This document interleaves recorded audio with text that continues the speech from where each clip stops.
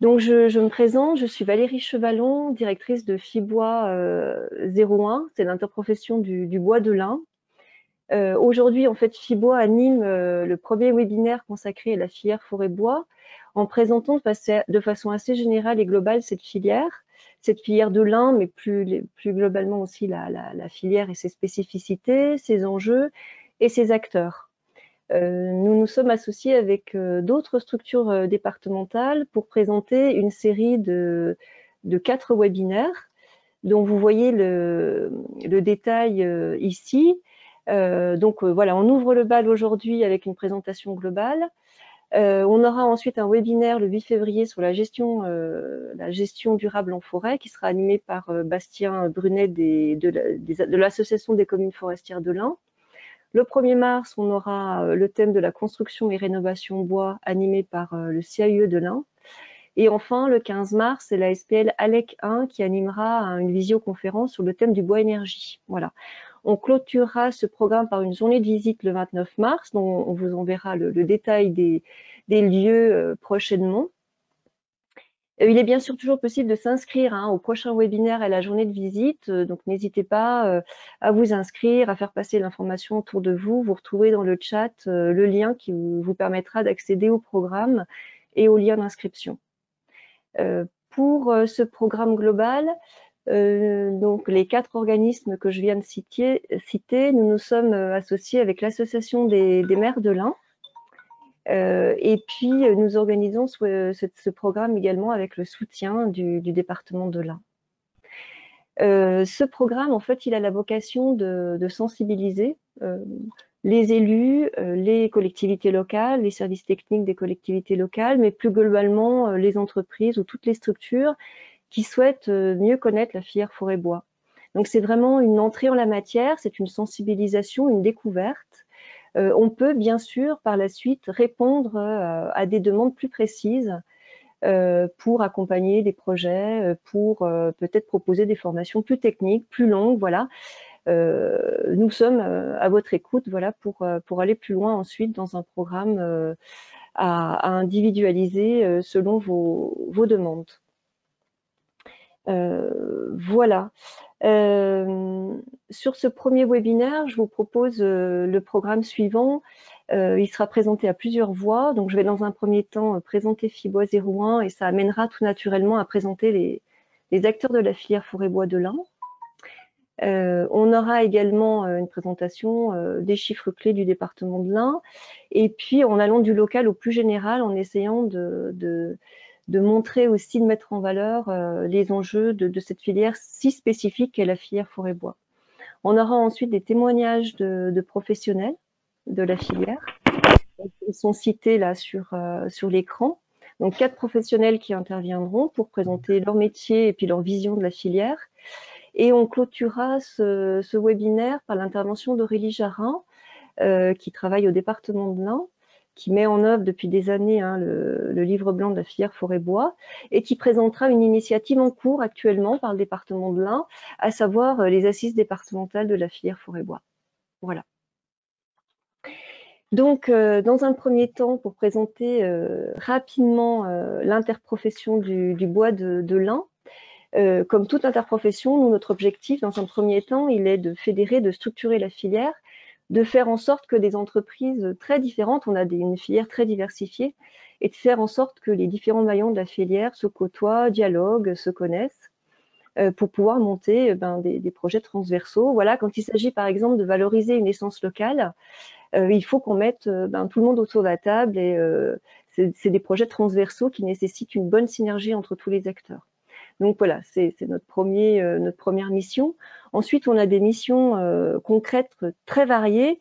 On accompagne les entreprises dans leur développement, notamment dans tout ce qui est investissement matériel, subventions.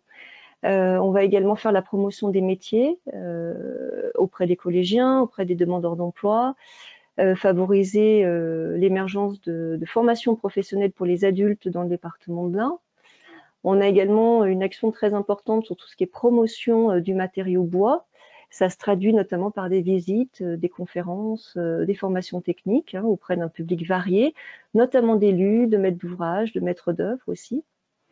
Je voulais juste peut-être insister un peu plus sur le rôle de Fibois 01, sur l'accompagnement des maîtres d'œuvre, publics et privés, dans leurs projets de rénovation et de construction bois. Voilà, on a pas mal de collectivités locales qui participent aujourd'hui à ce webinaire. Donc en fait, il existe aujourd'hui des dispositifs locaux, régionaux, pour favoriser l'insertion du bois local dans les projets de construction et de rénovation. C'est assez récent. Donc Fibois peut accompagner les collectivités, notamment dans leurs projets.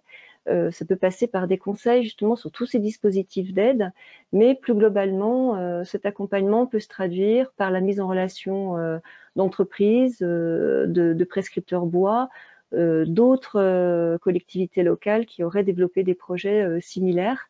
Donc voilà, n'hésitez pas à solliciter Fibois. On travaille aussi avec nos partenaires dans l'accompagnement de ces projets en bois et notamment en bois local. Voilà. Une mission aussi spécifique de Fibois 01, c'est d'animer Visiobois. Donc ça, c'est le bâtiment bois que vous voyez en haut de l'écran. Visiobois, c'est la maison de la filière forêt-bois du département de l'Ain, qui se trouve à Cormaran-Champ-Bugey, et qui fait partie du pôle bois de Cormaran-Champ-Bugey. Donc ça, c'est une des spécificités, une des particularités du département de l'Ain. On a vraiment, à travers le pôle bois, on a vraiment un lieu ressource qui est clairement identifié pour la filière forêt-bois départementale. Donc on a effectivement Visiobois avec le siège de l'interprofession et différentes structures qui travaillent avec les acteurs du bois. Et puis on a également 2 centres de formation importants sur ce pôle bois. Donc l'AMFR de Cormaran-Champ-Bugey qui forme au métier de la construction bois, et puis l'école technique du bois qui forme au métier du sciage. Voilà. Donc on a ce lieu qui est clairement identifié et qui est un lieu de ressources pour notre filière. Sur Fibois, aujourd'hui, on a une centaine d'entreprises qui sont adhérentes, donc membres associés de la filière. Une association, nous sommes une association loi 1901 qui est gérée par environ 25 administrateurs, et puis nous sommes 2 salariés. On travaille en lien étroit avec l'échelon régional, donc Fibois Auvergne-Rhône-Alpes. On mutualise des moyens, des moyens humains, techniques. On a des actions communes. Et puis on travaille aussi, bien sûr, en partenariat étroit avec les différents acteurs de la filière forêt-bois de l'Ain. Ça se traduit notamment dans le cadre du livre blanc. Voilà, j'en ai parlé un peu tout à l'heure. Le livre blanc est la politique départementale en faveur de notre filière. Une politique qui existe depuis plus de 10 ans maintenant et qui permet vraiment de favoriser la concertation entre tous les acteurs de la filière et qui met en œuvre un programme d'action régulièrement remis à jour qui permet de déployer des actions d'animation sur le terrain, mais qui permet aussi de financer des investissements pour les entreprises de la filière. Ça m'amène assez naturellement à vous présenter les acteurs de la filière forêt-bois. Alors, je vais prendre un petit peu de temps pour détailler cette diapo qui est assez dense. Les acteurs, alors pour les personnes qui sont un peu extérieures à la filière, c'est souvent un thème qui peut sembler un peu opaque, un peu compliqué. Il y a énormément d'acteurs dans la filière. Je les présente ici. Alors, elle n'est pas forcément exhaustive, cette diapo. Je me suis limitée à présenter les acteurs départementaux. Bien sûr, la plupart des structures que vous voyez présentées ici disposent d'un échelon régional, voire national. Moi, l'objectif, c'était vraiment de présenter la filière départementale. Et en fait, cette diapo, elle se résume peu ou prou à présenter le conseil d'administration de Fibois 01. Voilà, je l'ai précisé, on fédère les différents acteurs de la filière et vous les voyez représentés sur cette diapo. Et ils sont tous adhérents de notre conseil d'administration. Donc, comme socle de cette filière, dans un premier temps, bien sûr, c'est les entreprises qui sont vraiment à la base de toute cette filière. Des entreprises donc très variées, de la gestion forestière en passant par le bûcheronnage au débardage, les scieurs, les entreprises d'emballage, les entreprises de construction bois, d'ameublement, sans oublier bien sûr les architectes. Voilà. Donc on a une grande gamme d'activités, d'entreprises très variées et de taille également très variées. Autre acteur majeur de cette filière, les propriétaires forestiers. Voilà, puisque la forêt est vraiment la base et le socle de nos activités. Et dans les propriétaires forestiers, on a des propriétaires privés, bien sûr, mais aussi des collectivités locales qui sont propriétaires de forêt. Donc effectivement, je l'ai indiqué là en bas de la diapo, les collectivités territoriales sont un acteur majeur et elles interviennent à plusieurs titres dans cette filière. Donc dans un premier temps, je viens de le dire, elles peuvent être propriétaires de forêt, mais elles ont aussi, en deuxième point, une action qui peut favoriser le développement de notre filière. Hein. J'ai parlé du département, mais il y a aussi des intercommunalités aujourd'hui qui développent des actions et des programmes spécifiques en faveur de la filière. Ça peut être financer des actions d'animation ou des investissements aux entreprises. Et puis enfin, et ça n'est pas le moindre rôle des collectivités, les collectivités locales sont des maîtres d'ouvrage. Et à ce titre, en fait, elles peuvent avoir un effet moteur par le biais des projets d'investissement qu'elles vont mener sur leur territoire, des projets de construction bois, de rénovation bois, des projets liés aussi au développement des énergies renouvelables et notamment du bois énergie. Elles peuvent vraiment créer une dynamique territoriale. On cite souvent l'exemple de l'Isère. On est allé les voir à plusieurs reprises. Hein, l'Isère, dont les collectivités locales, il y a déjà plusieurs années, se sont vraiment emparées de la question de la filière forêt-bois, ont été très volontaristes dans tous les développements de projets, et ça a créé un vrai effet d'entraînement voilà, qui a largement débordé de la sphère publique, hein, qui est allé aussi sur la sphère des propriétaires privés, et qui a largement permis de concourir à la structuration de la filière. Donc voilà, les collectivités territoriales ont un rôle majeur dans ce domaine-là. Voilà, je vais encore prendre un petit temps pour détailler ces acteurs. Donc on a les centres de formation bois. Dans le département, on a 6 centres de formation qui proposent des formations au bois. On a plus de 200 élèves, non 400 élèves pardon, en formation. C'est important et c'est notamment important quand on sait que les entreprises ont de grosses difficultés à recruter. Donc les centres de formation sont vraiment des acteurs importants, des partenaires importants. Acteurs plus récents dans l'écosystème de filière forêt-bois, on a Xylofutur, qui est le pôle de compétitivité forêt-bois, qui est un pôle national et qui a créé une antenne régionale depuis 3-4 ans. Le pôle a d'ailleurs son siège ici à Cormaranche-en-Bugey, dans les locaux de Visiobois. Et Xylofutur a la vocation d'accompagner les entreprises dans leurs projets de recherche et d'innovation. Et puis j'ai noté également toutes les chambres consulaires, chambres métiers artisanat, industrie et commerce, voilà, qui sont aussi un allié des entreprises. Elles ne sont pas spécifiques à la filière bois, bien sûr, elles sont beaucoup plus larges et elles sont multisectorielles. Ensuite, dans les différentes structures que vous voyez sur cette diapo, ce sont toutes les structures collectives. Et c'est souvent là que la difficulté arrive quand voilà, pour les personnes ne connaissant pas la filière. Effectivement, il y a toute une série de structures collectives qui sont actives en lien avec la forêt et avec le reste des maillons. Donc, tout à gauche, là, vous avez les structures qui concernent la forêt privée. Donc, en tout premier lieu, vous avez le CRPF, hein, qui est l'établissement public en charge du développement de la gestion durable des forêts privées. Donc, le CRPF, qui, il y a quelques années, a favorisé l'émergence d'associations de propriétaires forestiers, souvent de petite taille, hein, qui se sont aujourd'hui réunis dans U-Sylvain. Et cette structure, en fait, a la vocation de favoriser tout ce qui est gestion, entretien, commercialisation des bois des propriétaires forestiers qui font la démarche de s'associer entre eux pour favoriser la gestion et commercialisation de leurs ressources forestières. Vous avez ensuite France Silva, donc je l'ai mis en rouge parce que c'est un syndicat. Voilà, tous les syndicats sont cerclés de rouge. Le syndicat des propriétaires forestiers privés, donc qui défend les intérêts des propriétaires forestiers privés. Et ensuite Coforêt, qui est une coopérative forestière qui intervient également dans la gestion,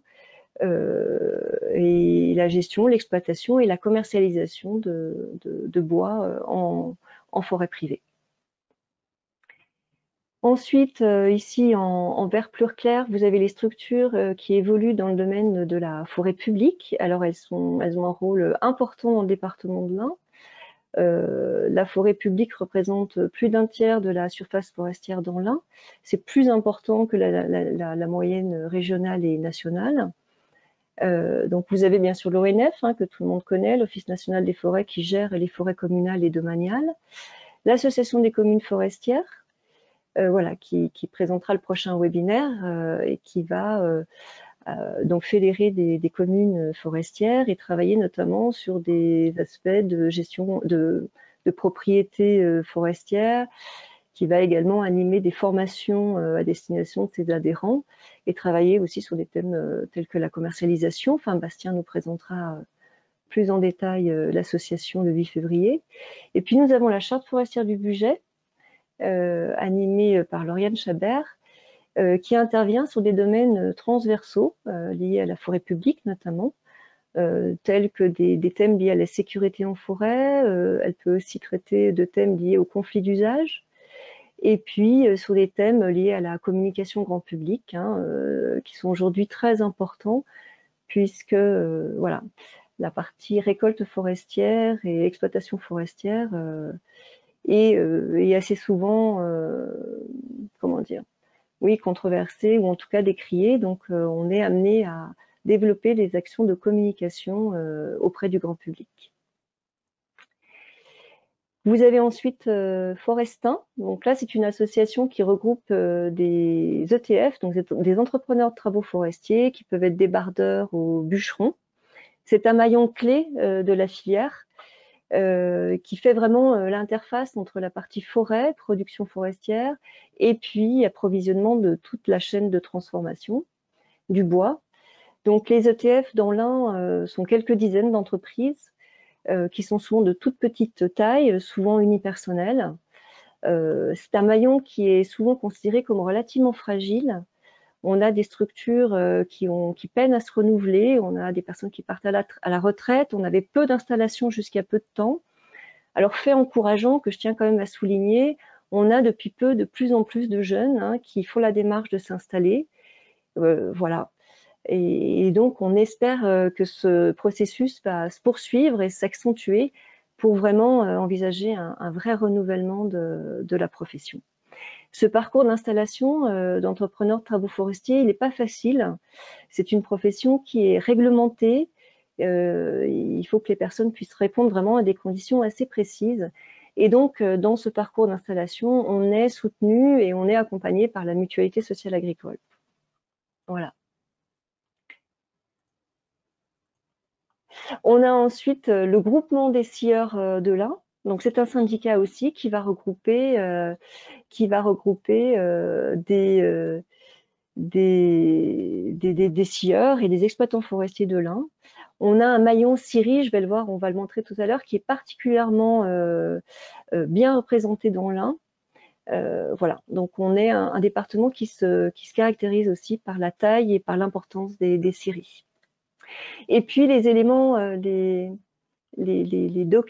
organismes que j'ai mis à droite de cet écran interviennent plutôt dans la partie conception, fabrication et mise en œuvre en termes de rénovation et de construction bois.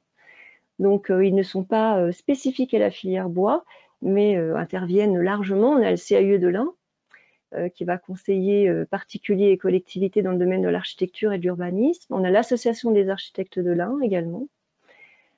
Voilà, qui travaille de plus en plus dans le domaine de la filière forêt-bois, qui devient un thème aujourd'hui prédominant, notamment dans le cadre de la mise en œuvre de la RE 2020. Et puis on a deux syndicats également, la FELI du BTP et la CAPEB 01. Voilà. Et puis enfin, la SPL ALEC 1. Donc, dans le département de l'Ain, Fibois intervient relativement peu dans le domaine du bois énergie. C'est vraiment ALEC qui a la charge de développer cette énergie renouvelable dans le département de l'Ain, et puis qui intervient aussi largement dans la partie rénovation énergétique des bâtiments. Voilà un peu ce panorama des structures et des acteurs du département de l'Ain. Voilà, on pourra y revenir tout à l'heure si vous avez des questions. Alors, dans l'Ain, je l'ai déjà dit un petit peu, on va revenir sur des chiffres un peu plus précis. On a donc 5 établissements, on en a un 6e aujourd'hui, on a l'AFPA hein, qui vient aussi de mettre en place des formations forêt-bois. Donc, on a à peu près 1350 entreprises qui interviennent dans la filière et ça représente plus de 5000 salariés. Voilà.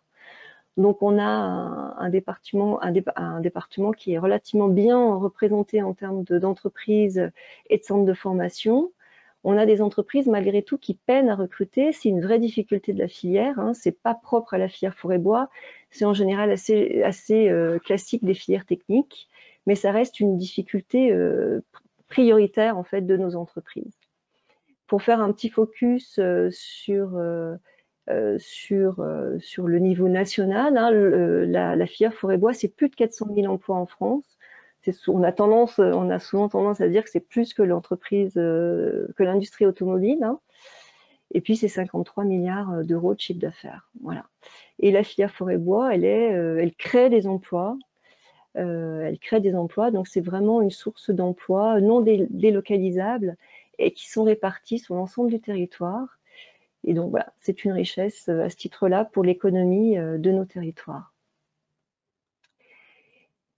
Si on s'intéresse maintenant plus à la partie ressources et forêt, on a un département qui est très hétérogène en termes de forêt et de répartition forestière.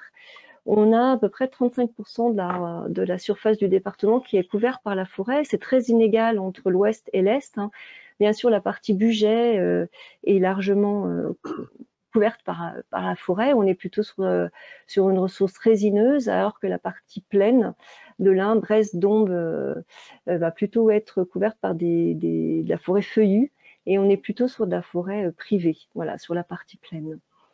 On a au total une forêt qui est très largement morcelée. C'est souvent la difficulté de la forêt privée. Hein. C'est quelque chose qui n'est pas spécifique au département de l'Ain. On a une forêt représentée davantage par les feuillus, mais on le verra, c'est largement le résineux qui va dominer en termes de récolte forestière et puis de sillage également. Sur la récolte de bois dans l'Ain, donc ça c'est les derniers chiffres qu'on a à notre disposition, hein, qui datent de 2019. Donc vous le voyez, la récolte va surtout sont concernés des résineux. Voilà, hein, on a quand même une récolte de feuillus dans le département de l'Ain, notamment sur des produits chênes. Voilà. On a seulement un tiers, à peu près un tiers, 30% de l'accroissement biologique des forêts qui est récolté dans l'Ain. On le verra ici tout à l'heure. Hein.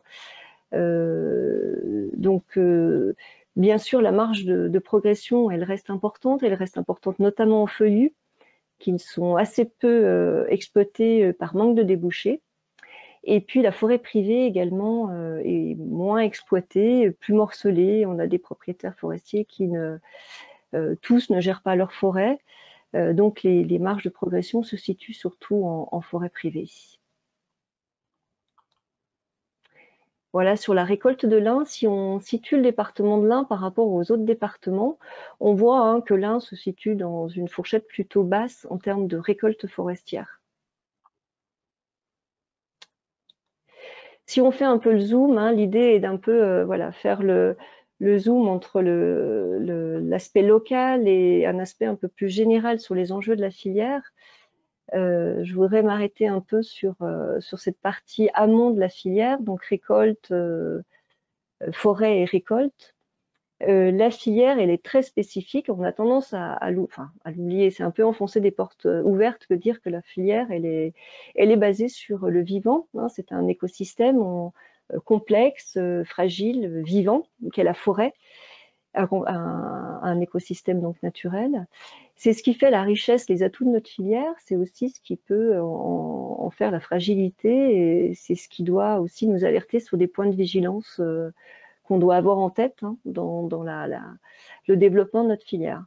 Dans la photo que vous voyez ici, c'est une photo prise dans le Haut-Bugey sur la commune du Poisel à Léria et qui montre une forêt largement impactée par des phénomènes de dépérissement liés aux scolytes ou aux sécheresses répétitives.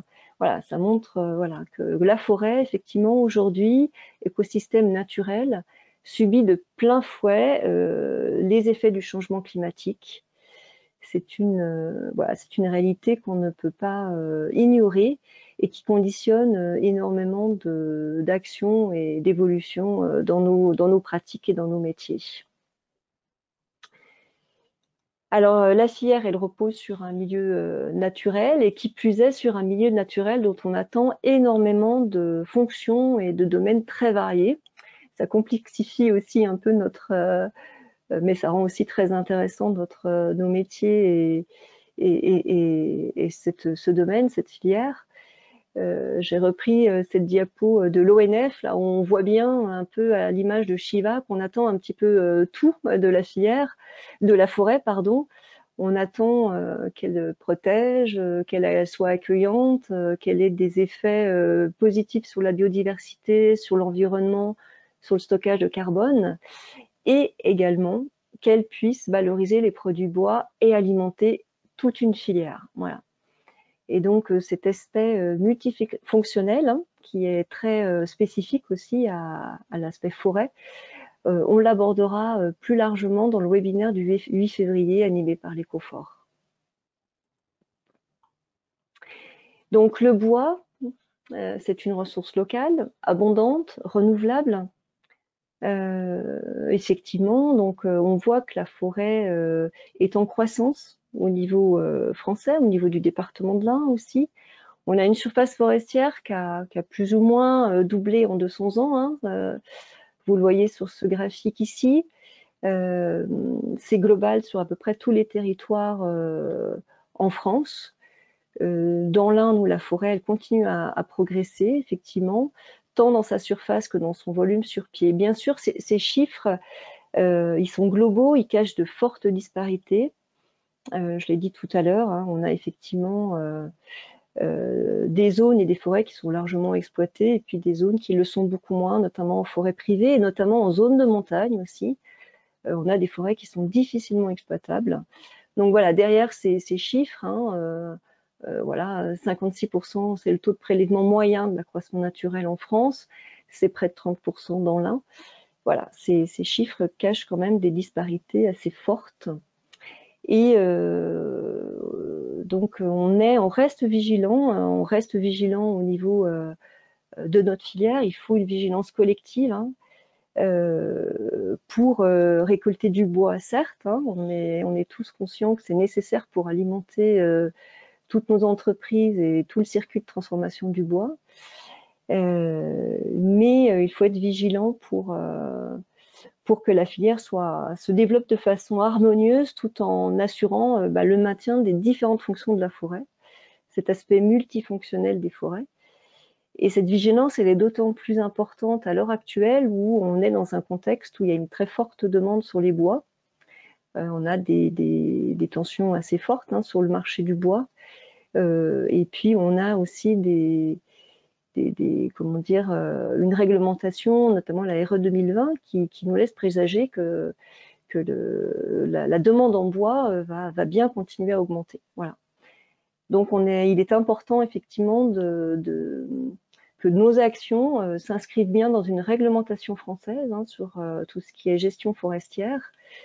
Et là aussi, je fais le pendant avec le webinaire du 8 février, qui sera largement sur ce thème-là, sur la gestion forestière durable et toute la réglementation qui existe pour garantir le maintien de cet équilibre entre toutes les fonctions de la forêt.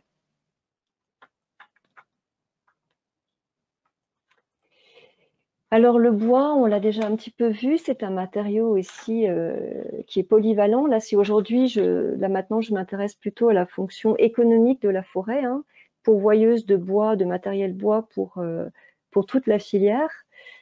Donc on va effectivement avoir pas mal d'usages du bois qui vont être permis. On a le bois d'œuvre qui est le bois noble, entre guillemets, hein, c'est le bois qu'on va tenter de privilégier à chaque fois que c'est possible. Donc du bois qui va être valorisé dans la construction, dans la tonnellerie, dans l'ameublement, l'agencement. Sur des bois de moindre qualité, ben, on va les orienter plutôt sur le bois d'industrie, donc la caisserie, l'emballage, les panneaux, le papier, le carton. Puis on a également le bois d'énergie. L'objectif, bien sûr, est de valoriser tous les produits issus de la forêt, tous les produits et tous les sous-produits de cette filière. Alors, pour les produits de sciage, hein, je reviens sur un zoom plutôt dans le département de l'Ain. Donc, les produits de sciage qui vont alimenter ces différents usages du bois.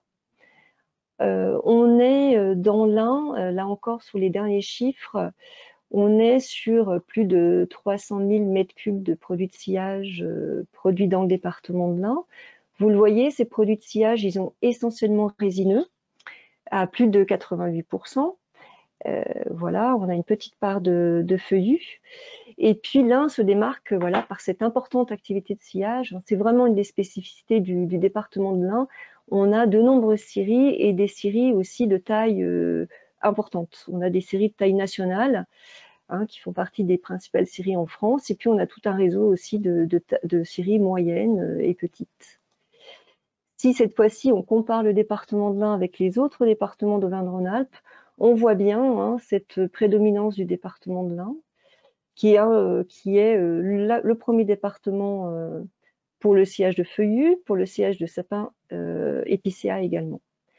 Et je précise qu'on a cette chance hein, d'avoir dans le département de l'Ain des scieries de feuillus, ce qui n'est pas du tout le cas de tous les départements. Vous le voyez, on a pas mal de départements en Auvergne-Rhône-Alpes qui n'ont plus aucune scierie de feuillus, qui ne valorisent plus du tout la ressource feuillus, qui reste pourtant la ressource dominante en volume sur pied. Voilà. Donc c'est important de le signaler, on a vraiment une industrie de la première transformation dans l'Ain qui est particulièrement importante. Donc ces produits de sciage vont permettre toute une multitude, voilà, on a une multitude d'essences, on a une multitude de produits et d'usages dans la filière. Je voulais faire un peu un zoom sur des outils qui existent et qui sont à la disposition des maîtres d'œuvre et des maîtres d'ouvrage aussi pour mieux connaître ces différentes essences, ces différents produits. Nous disposons de catalogues de produits et d'entreprises qui sont faits alors au niveau du département de l'Ain, mais plus globalement au niveau de la région Auvergne-Rhône-Alpes. Donc vous pouvez les retrouver hein, sur Cécile va les mettre également, on va mettre les liens dans le chat. Donc ça permet effectivement de voir toute la diversité de produits qui existent en Auvergne-Rhône-Alpes. Donc on a une diversité d'essences. Donc il y a vraiment une richesse en termes de produits locaux fabriqués et proposés, vendus localement. Voilà quelques exemples. Voilà par exemple sur des bois massifs de structure. Vous voyez tout le maillage territorial qui peut exister, hein, des entreprises qui sont présentes dans les territoires et qui proposent, qui fabriquent et qui revendent leurs produits. Autre exemple sur d'autres types de produits, sur les bois de structure à bouter, coller ou clouer. Voilà, on a là aussi un maillage territorial qui permet de proposer des produits au plus proche des maîtres d'ouvrage et des territoires.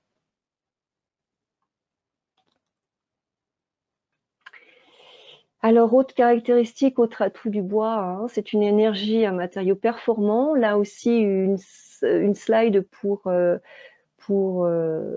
orienter en fait vers les deux webinaires qui suivront et qui vont permettre d'approfondir ces deux thèmes-là. Hein. On n'a pas aujourd'hui le temps en fait d'approfondir vraiment ces sujets, mais ils seront traités. Voilà, tout ce qui est rénovation bois et construction bois, tous les avantages, les points de vigilance et la performance. Ça sera donc, je vous renvoie donc vers le webinaire du 1er mars. Hein. Et puis sur la partie bois énergie, je vous renvoie sur le webinaire du 15 mars avec la SPL ALEC. Et puis une petite information également, j'en ai parlé sur la RE 2020. On est aujourd'hui à un moment un peu, voilà, sans doute charnière du développement de notre filière. Le matériau bois et le bois énergie sont considérés, et à juste titre, comme des leviers de la transition énergétique et environnementale qui vient d'être mise en place, la RE 2020, qui concerne les bâtiments neufs. Voilà, et qu'est-ce qui fait de ce matériau et de cette énergie des matériaux clés? Effectivement, on vient de le dire, c'est une ressource locale, elle est abondante, elle est renouvelable, elle permet d'atténuer les effets du changement climatique, elle stocke du carbone, et ce sont, voilà, c'est des matériaux il y a toute une polyvalence d'usage, il y a une performance. Donc effectivement, ça explique que ces matériaux-là et ces énergies, cette énergie bois-énergie, va être plébiscitée et largement généralisée dans les projets à venir. Voilà. On est sur une réglementation environnementale 2020 qui va privilégier les bâtiments dont l'empreinte carbone est faible. Elle va aussi aller sur le recours massif des matériaux biosourcés, dont le bois, et elle va systématiser le recours à la chaleur renouvelable et décarbonée. Voilà. Donc on est vraiment sur des perspectives de progression de la filière qui sont importantes. Alors effectivement, c'est une vraie opportunité. Ça pose aussi des questions dans la filière, ça suscite aussi des questionnements, bien sûr. Il va falloir que la filière s'organise, puisse répondre à cette demande et puisse effectivement rester vigilante pour permettre un développement harmonieux sans mettre à mal cette ressource forestière qui fait notre richesse. Ça me permet voilà, de faire la transition avec, sur le département de l'Ain, les maîtres d'ouvrage publics et privés n'ont pas attendu la RE 2020 pour mettre le bois à l'honneur dans leur projet de construction. Là, sur cette carte, nous avons indiqué, alors pas tous les projets en bois, elle n'est pas exhaustive cette carte, l'idée était plutôt de mettre l'accent sur les projets qui ont été accompagnés parce qu'ils ont vraiment valorisé du bois local. Voilà, dans leur projet. Donc voilà, vous avez déjà toute une série. On a aujourd'hui des bâtiments qui peuvent être considérés comme des bâtiments exemplaires ou vitrines qui permettent vraiment de montrer qu'il est possible de valoriser du bois local. Alors quand on dit local, c'est souvent à l'échelle régionale en fait. Voilà, on a toute une série de bâtiments et de maîtres d'ouvrage, notamment publics, qui ont mis à l'œuvre cette démarche dans leur projet de construction et de rénovation. Vous verrez également sur le chat en fait un petit article qui permettra aussi d'aller un peu plus loin sur cet aspect-là et qui met notamment en avant les aides qui existent aujourd'hui pour encourager l'intégration de bois local dans ces projets de construction et de rénovation.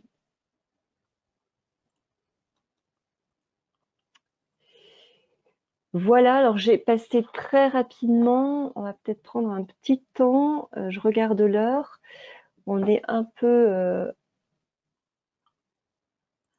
contraint par le temps pour des témoignages. Alors, je ne sais pas s'il y a des questions sur le chat, on peut répondre à quelques questions. Je suis bien consciente que j'ai vraiment survolé pas mal de sujets très variés. Donc, n'hésitez pas si vous avez des questions à ce stade-là de la présentation ou si on enchaîne directement sur les témoignages de professionnels. Vous pouvez mettre votre micro si vous souhaitez intervenir en direct.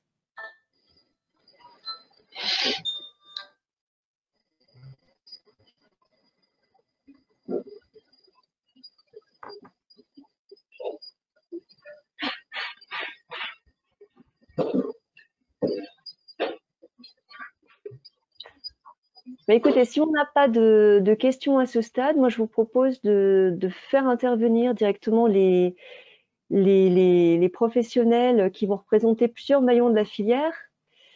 et donc qui vont présenter à la fois leur activité et puis leur vision de la filière. Alors, je ne sais pas s'ils sont en ligne. On avait Philippe Poncin qui avait un impératif au niveau de son horaire. Je ne sais pas Moi, si je suis là. Philippe, tu nous entends? Oui. Je vous entends haut et fort. Par contre, j'ai des soucis d'Internet par moment, donc je risque d'être coupé par moment, ça revient. Bon, là, ça a l'air de D'accord. tenir. Ok, d'accord. Alors, Nicolas de The Cash interviendra juste après. On va intervertir un peu, hein. Il aurait été plus logique de faire intervenir d'abord la partie gestion, exploitation forestière. Voilà, Non, mais mais pour un problème de... je peux passer après Nicolas de Zekash. Pas de souci pour ce timing? Bah Non, écoute, j'ai pu me décaler de 15 minutes par rapport à ma réunion ok, qui suit. ok. Eh ben Nicolas, je sais pas si tu nous entends. Oui, je vous entends. Si vous m'entendez, c'est bon. Alors, on Ça va? t'entend pas très fort. Enfin, pour ma part, en tout cas, je t'entends pas très distinctement. D'accord. Alors, je Si vais Philippe peut-être... veut attaquer, ouais, si Philippe veut attaquer le temps, je règle mon problème de micro comme ça. Alors là, ça va un peu mieux. D'accord, donc il faut peut-être pas que je parle plus distinctement. C'est peut-être mieux comme Voilà, ça. là, ça va. Voilà. Donc, Bon, j'enlève le partage d'écran pour qu'on puisse aussi te voir. Vas-y. moi j'ai préparé un petit laïus. Bonjour à toutes et à tous. Je me présente. Je Bonjour. m'appelle donc Nicolas de The Cache. Je suis gestionnaire forestier à Outria. J'exerce ce métier dans les forêts des départements de l'Ain et du Jura. Je suis installé depuis 2010 à Outria en tant que gestionnaire forestier, même si cette appellation n'existe que depuis quelques années. Elle se valide par l'obtention d'un agrément qui est délivré par la BRAF suite à une validation de compétences. C'est un élément important car le métier de gestionnaire privé a été très longtemps dépourvu de professionnels exerçant sur le terrain, car la demande n'existait pas. Et le peu de besoins en gestion forestière privée était en général assuré par d'anciens bûcherons, d'anciens débardeurs ou d'anciens agents des eaux et forêts, mais elle se résumait souvent au martelage et à la commercialisation des bois sans réellement rentrer dans une gestion durable des massifs. Donc, du coup, l'arrivée de cet agrément a permis de répondre à cette attente. En quoi consiste le travail d'un gestionnaire forestier? En fait, c'est un gestionnaire de patrimoine, mais d'un patrimoine naturel, souvent ancien et très hétérogène, comme Valérie l'a dit tout à l'heure. Mais surtout, c'est un gestionnaire de patrimoine vivant. Et qui dit vivant dit évolutif en fonction des années, souvent réactif aux méthodes de gestion employées, au type de coupe, sévère ou non, mais aussi et malheureusement aux aléas climatiques, comme on l'a dit tout à l'heure, de plus en plus impactants en forêt. Pour faire simple, mon travail consiste à accompagner les propriétaires et leurs forêts tout au long de la vie de chacun et de chaque étape qui s'impose. Pour parler plus particulièrement de la forêt, j'interviens pour la délimitation, l'estimation, le martelage des bois, leur commercialisation, puis la maîtrise d'œuvre de l'exploitation forestière, et de manière plus générale la maîtrise d'œuvre de l'ensemble des travaux forestiers, création de pistes, nettoyage, plantation, entretien, etc. En un mot, j'accompagne et je gère la vie courante de la forêt. Même si la forêt est à temps long, je suis là pour m'assurer que chaque étape de la construction d'une jeune forêt, d'une plantation, ou de la vie d'une forêt plus ancienne soit respectée au mieux. Pendant des années, on a un peu mis de côté cet aspect de passage régulier dans les forêts, et c'est aussi une des causes pour lesquelles on se retrouve avec des situations d'échec, surtout sur les plantations d'épicéas, qui ont été abandonnées pendant 50 ans en disant ça va bien pousser.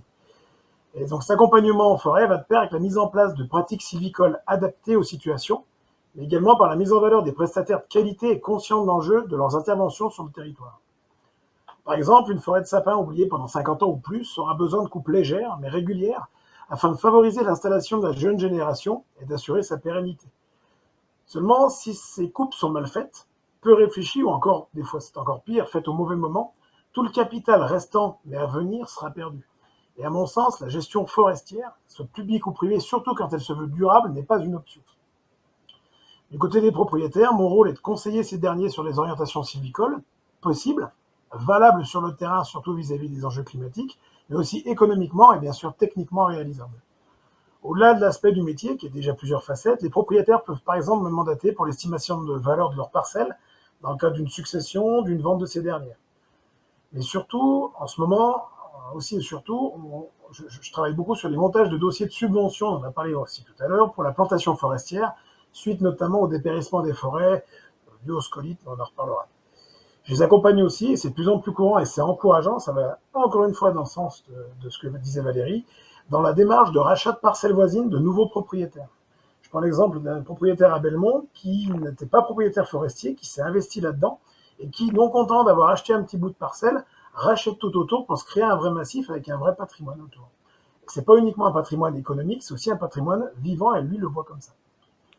Quel est mon sentiment par rapport à la situation de la forêt privée dans l'Ain? Bon, je parle du privé parce que le public, je le connais moins. Je constate un intérêt grandissant pour les forêts de la part du grand public, et dans ce grand public, on y retrouve des propriétaires forestiers qui souvent ne se savaient pas propriétaires ou qui s'en désintéressaient jusque-là. Donc le retour aux sources, à la terre, l'intérêt justifié pour l'écologie au bon sens du terme, font que la forêt devient un centre d'intérêt important pour un bon nombre de Français. La crise du Covid est passée par là. Beaucoup de propriétaires qui se méconnaissaient en tant que propriétaires ou qui ne se savaient pas possesseurs de forêt se sont plongés dans ces biens souvent familiaux et encore plus souvent laissés à l'abandon. Et ils se sont rendus compte que surtout en période de confinement, l'évasion en forêt était quelque chose de bénéfique, même pour le moral. Aussi, la demande en accompagnement augmente depuis quelques années. Et plus qu'un conseiller forestier, je me retrouve vulgarisateur de la forêt. C'est un aspect très intéressant, car cette nouvelle génération de propriétaires forestiers est ouverte sur beaucoup de réflexions nouvelles sur l'avenir des forêts, mais manque de connaissances, même du b.a.-ba. Donc, je me retrouve de plus en plus à expliquer depuis le début ce que c'est qu'une forêt, comment elle évolue, comment on l'entretient, mais c'est souvent écouté avec beaucoup d'attention et puis avec beaucoup d'ouverture d'esprit.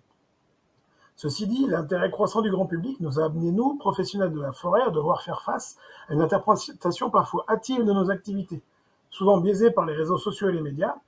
Par exemple, il n'est pas rare qu'à la suite d'un documentaire à charge à la télévision sur des grosses coupes blanches dans les Landes, du matériel soit vandalisé dans le Haut-Bugey ou dans le Jura, au prétexte que les bûcherons et les débardeurs saccagent la nature. Et ça, c'est un enjeu qu'il faut qu'on prenne de plus en plus en compte. Avant, en forêt, on pouvait couper du bois sans expliquer ce qu'on faisait. Maintenant, on ne peut plus le faire. Un des freins importants à la gestion durable, est ce manque de connaissances en la matière quand ce ne sont pas des a priori, mais attention qu'ils sont parfois justifiés, sur des comportements non responsables de la part des professionnels, mais aussi, et c'est important, des propriétaires, par manque de connaissances ou par des intérêts. Cet état de fait s'ajoute depuis quelques années à la crise du scolite, on en a déjà entendu parler, qui impose des coupes rases souvent importantes dans tous les massifs où l'épicéa n'est plus à sa place. C'est un insecte qui est gros comme un grain de riz, qui pénètre dans le bois, qui le fait sécher en quelques jours en coupant la circulation de la sève. Et depuis 3 ans, avec les années un peu de sécheresse et de manque d'eau à répétition, tous les gestionnaires courent après cet insecte qui peut balayer des hectares en quelques semaines, diminuant par 10 ou plus la valeur des bois sur pied. Alors, faute au dérèglement climatique et réchauffement oblige, ces attaques, qui ont pourtant été diminuées l'année dernière avec une année pluvieuse, seront de plus en plus fréquentes. Il faut bien avoir en tête que le paysage forestier de nos massifs, jusqu'à 1000 mètres d'altitude, voire plus, va changer dans les années à venir. On parle de quelques années à 10, 15, 20 ans de répit pour les plantations d'après-guerre, toutes les plantations qu'on voit dans les anciennes prairies qui ont été reboisées. Donc forcément, ça en suit des balafres très visibles dans le paysage, et du coup des incompréhensions de la part des riverains et autres usagers de la forêt, et une tension qui ne devrait pas exister, mais qui est pourtant bel et bien là. Seulement, comme je l'ai dit tout à l'heure, l'intérêt du grand public grandissant entraîne aussi une multiplicité des attentes en forêt. Valérie l'a dit aussi avec l'image de l'arbre qui montrait la multiplicité des attentes forestières. La forêt n'est plus uniquement un lieu de production de bois comme elle l'a été pendant des années, elle a aussi désormais un usage récréatif et une valeur environnementale plus qu'importante. Elle l'a toujours eu, mais maintenant on s'en rend compte et tout le monde s'en rend compte et attend qu'on la mette en valeur pour ça. De fait, nous, forestiers, on doit composer avec ces multiples aspects, donc la méconnaissance du public, l'attente récréative et visuelle de ce dernier, les crises sanitaires du type scolite ou calarose pour le frêne qui le fait sécher, ou même tout simplement les sécheresses pour le sapin et le hêtre. Seulement, je tiens à vous rassurer, tout n'est pas noir et si compliqué à aborder. Cet intérêt grandissant pour la forêt écologique, j'aime bien dissocier les deux mots, et jardiner, puisque c'est de cela qu'on parle, permet d'ouvrir de nouveaux horizons à la gestion forestière, souvent cadenassée dans des habitudes très ancrées dans nos massifs. Par exemple, la monoculture, l'enraisinement à tout prix, etc. Je ne dis pas que ces méthodes n'avaient pas leurs avantages à une époque, surtout après-guerre, où on avait besoin de produire du bois pour anticiper les besoins en construction. Mais avec le changement climatique et la meilleure compréhension des écosystèmes forestiers, on doit voir plus loin. De nouvelles pistes s'offrent aux propriétaires et aux forestiers pour permettre de répondre à toutes ces problématiques. Le mélange feuillu résineux qui permet une meilleure respiration des parcelles, l'adaptation des essences par rapport au sol et non une idée fixe de produire tel ou tel type de bois à tel endroit, la gestion par massif et non plus par parcelles isolées de petites surfaces, d'où la gestion privée, d'où l'importance de la gestion privée, et aussi et surtout l'oubli de la recherche de quelques euros de plus pour vendre ces bois au mieux, en parlant des propriétaires. Ce sera la fin de mon propos. Je pense que la forêt doit revenir à ses principes fondamentaux. Selon moi, la gestion forestière durable est indispensable à l'adaptation des massifs et aux nouvelles conditions climatiques. Mais la gestion n'est rien si la réalisation n'est pas tout autant durable. Je m'explique. Il faut encourager la réinstallation de propriétaires locaux en forêt, bûcherons, débardeurs, sylviculteurs, etc. Car c'est leur implication dans leur territoire c'est par leur implication dans leur territoire que la forêt va s'en sortir. Je reviens sur les coupes blanches, parce que c'est quelque chose qui est marquant depuis quelques années. Une bonne gestion de la forêt, donc du patrimoine d'un propriétaire, peut, vous l'aurez compris, imposer ces coupes blanches pour des raisons sanitaires. D'autant que le département de l'Ain et le département du Jura, les préfectures ont voté des arrêtés d'obligation de lutte, des arrêtés préfectoraux qui nous obligent à traiter ces parcelles scottifiées. Donc du coup, on peut être obligé de prévoir ces coupes blanches. En effet, si on sauve une partie des bois en les coupant encore verts, le propriétaire sera plus enclin à replanter.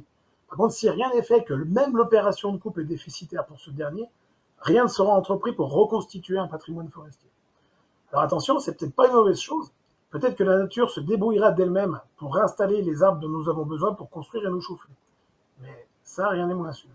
Toujours est-il que même une coupe blanche doit être décidée, préparée et réalisée par des gens locaux, réactifs, mais il faut toujours avoir en tête que ces gens locaux et réactifs sont toujours très peu heureux de la réaliser, cette coupe blanche, et impatients de revoir une forêt à sa place. Cela dit, cela a un coût, et je pense qu'il va falloir intégrer qu'aider nos forêts à s'adapter au changement climatique devra passer par ce bon sens du territoire et remettre l'économie au centre de la question des forêts.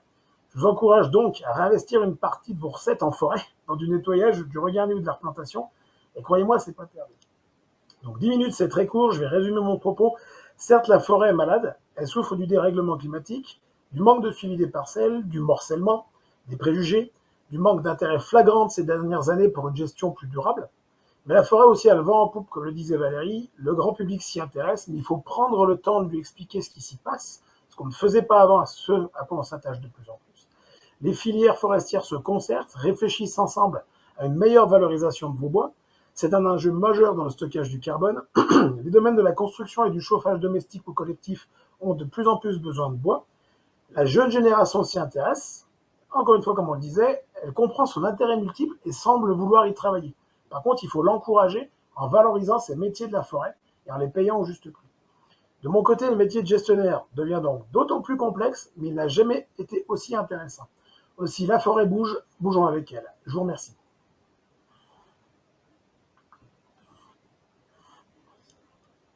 Merci beaucoup, Nicolas. Présentation très, très complète. Est-ce que ça suscite des questions de la part des participants à ce webinaire? Nous qui sommes utilisateurs de bois, il nous faudrait un monsieur de The Cash dans toutes nos entreprises. Merci. Ça nous rendrait grand service auprès du grand public qui vient se servir dans nos petites scieries. Enfin, je parle pour moi. Et on a souvent des explications à donner par rapport à l'utilisation du bois, quoi. De toute façon, c'est un vrai enjeu, hein, le fait de pouvoir expliquer ce qu'on fait du bois. On a besoin, on l'exploite pas assez notre forêt, surtout dans l'Ain. Quand on l'exploite, malheureusement, à cause de ces crises sanitaires diverses et variées, on l'exploite souvent sévèrement, parce qu'on n'a pas le choix. Mais ce qu'il faut bien expliquer, c'est qu'un arbre qui fait 30 mètres de haut, quand il n'est plus là, ça se voit. Mais ce qu'il faut pas oublier d'expliquer, qu'à sa place, on en a mis peut-être 10 d'un mètre de haut. Mais ceux-là, on les voit moins. C'est vrai que ça fait référence, en fait, on le note souvent hein, dans nos rencontres professionnelles. Il y a des attentes sociétales qui peuvent paraître contradictoires. Le bois énergie se développe, la construction bois se développe. Il y a une image globalement positive hein, du matériau bois et de ses valeurs associées dans la société. C'est plutôt perçu comme un matériau noble, renouvelable, voilà, positif. Et puis dans le même temps, on a une forme de, comment dire, la récolte forestière et l'exploitation forestière sont assez souvent controversées, décriées et effectivement, c'est parfois un peu contradictoire parce que on a besoin d'extraire du bois et d'exploiter du bois dans le cadre d'une gestion forestière durable pour pouvoir l'utiliser derrière dans la vie quotidienne. Mais effectivement, la communication, la pédagogie deviennent des enjeux majeurs de nos entreprises et de nos structures. Il faut absolument qu'on arrive à expliquer quelque chose qui est assez complexe en plus. Quand on parle de gestion forestière, on arrive à des sujets assez complexes. Il faut s'y arrêter quelques temps pour bien comprendre tous les tenants et aboutissants. Mais c'est carrément un métier pour y expliquer. Oula. Ouais. Mais c'est vrai que c'est un métier c'est une nouvelle facette de notre métier, ça. Mais c'est intéressant, hein. Ouais. C'est une nouvelle facette, clairement. Ouais, il y a un enjeu là derrière qui est intéressant. Bah, en fait, la forêt, on est d'accord, elle est quand même pas dans une santé folle à l'heure actuelle, entre les hêtres et les sapins qui sèchent, la calrose du frêne, la pyrale du buis, le scolyte dans l'épicéa, etc., etc. Et nous, gestionnaires, on est souvent pris entre deux feux, entre le feu d'une forêt qui s'abîme, d'un propriétaire qui voit son patrimoine souvent ancestral partir en fumée, au sens strict du terme, enfin partir en sueur d'un côté, et de l'autre côté, des gens qui ne comprendraient pas pourquoi on prend des mesures sévères pour préserver ce patrimoine. Mais en général, dans une idée de gestion durable, derrière une coupe sévère, il y a forcément de la replantation ou de la surveillance de parcelles, parce qu'on peut prétendre, on peut imaginer que sur une parcelle très riche en régénération, on n'a pas besoin de replanter, ça redémarrera tout seul. Mais quand les gens, quand le grand public se promène devant, ils ne voient qu'une chose, c'est ils y sont passés la semaine d'avant, il y a eu du bois, là il n'y a plus rien, il y a des gros tas de branches, et les tracteurs sont passés. Oui. Et il faudrait qu'on t'emmène avec toi, Nicolas, chaque fois qu'on est confronté à un propriétaire. En fait, on va voir un propriétaire qui souhaite vendre sa parcelle de chêne. Et souvent, c'est un propriétaire qui est déjà âgé, qui ne s'est pas occupé de sa parcelle. Donc, les chênes sont mûrs. Il reste quelques baliveaux. Mais lui, tout ce qu'il veut, c'est tout couper parce que ses enfants ne s'intéressent pas à la forêt. Ils ne connaissent pas les limites. Lui veut empocher l'argent et c'est tout. Derrière, ne pas replanter, aucune sylviculture dynamique. Et ça, c'est vraiment c'est un enjeu majeur aussi pour le futur, hein, pour avoir une belle forêt en Bresse. C'est convaincre les propriétaires à gérer correctement leur forêt. Même si leur parcelle est petite. Ah oui, oui. On a le même problème dans le haut budget avec les résineux. Le nombre de parcelles où je vais pour la première fois en 70 ans, j'arrive, il n'y a que des bois qui sont énormes, rien dessous, c'est un tapis d'aiguilles. À part couper ces gros bois énormes qui en tombant font une casse folle, on ne peut rien faire. Et du coup, il y a une explication à la coupe blanche et au démarrage de zéro, mais moi de plus en plus, je mets des panneaux en forêt pour expliquer ce qu'on fait. Je ne le faisais pas avant. D'accord. Voilà. Merci beaucoup Nicolas. Est-ce qu'on passe au prochain témoignage ou est-ce que je ne vois pas de questions particulières sur le chat? N'hésitez pas à prendre la parole, même à ouvrir votre micro si vous voulez intervenir en direct. C'est toujours plus facile que par écrit. Je vais devoir y aller, donc je vous remercie tous d'assister à la réunion. Je vous souhaite bonne continuation et à très bientôt. Au revoir. Merci beaucoup, merci beaucoup. À bientôt, au revoir.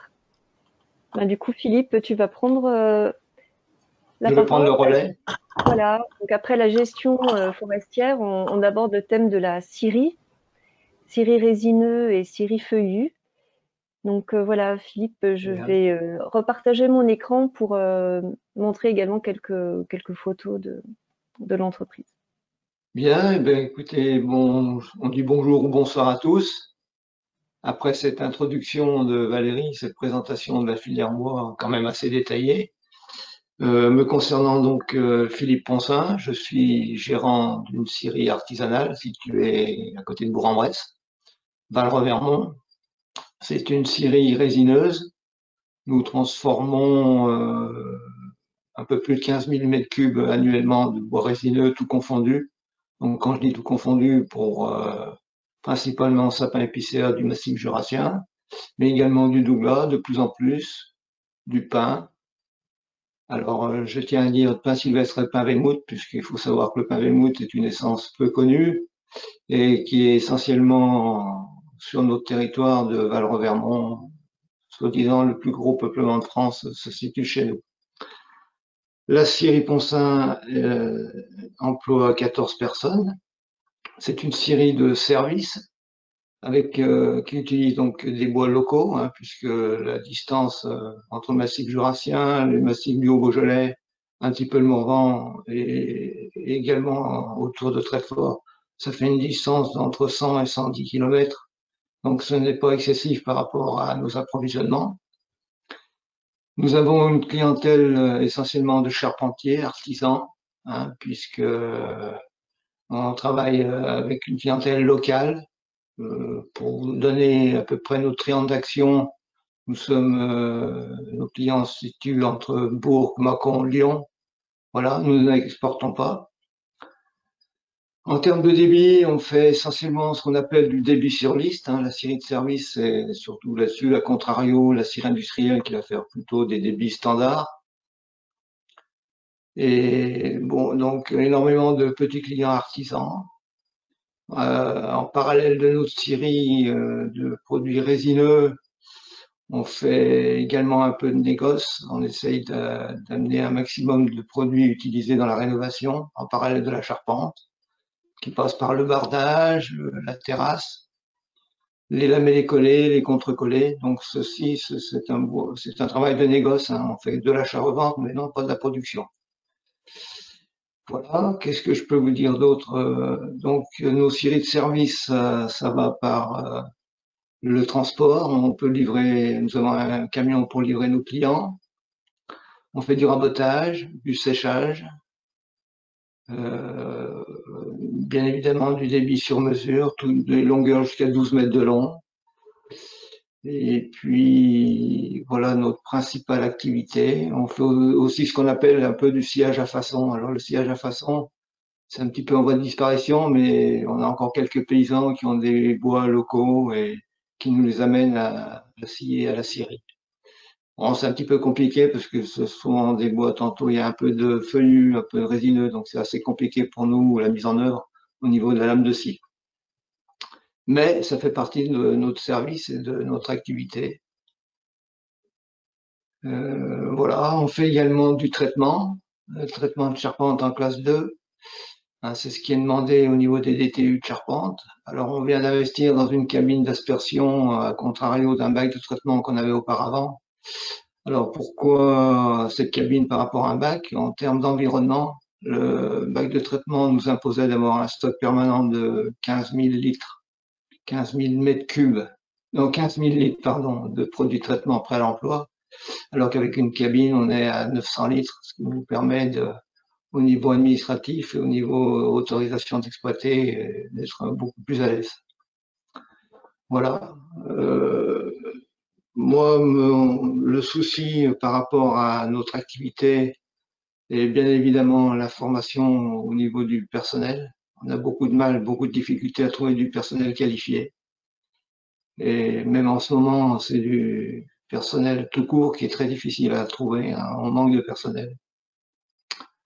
Et en termes d'activité, nous sommes débordés. Depuis 1 an et demi, on n'arrive pas à faire face. On demande, on refuse du travail tous les jours.